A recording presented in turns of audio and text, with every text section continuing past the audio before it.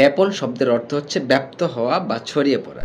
তো ব্যাপন বা ডিফিউশন মানে হচ্ছে কঠিন পদার্থ, তরল পদার্থ অথবা গ্যাসীয় পদার্থ যখন অধিক ঘনস্থান থেকে কম ঘনস্থানে স্বতঃস্ফূর্তভাবে ছড়িয়ে পড়বে। সেখানে কোনো টেম্পারেচারের প্রয়োজন নেই, প্রেসারের প্রয়োজন নেই। যেমন 1 গ্লাস ওয়াটার, সেখানে তুমি কি করো, একটু সুগার ঢালো, কঠিন পদার্থ, তাহলে কি ঘটবে, গ্লাসের সম্পূর্ণ পানি মিষ্টি হয়ে যাবে নির্দিষ্ট সময় পর।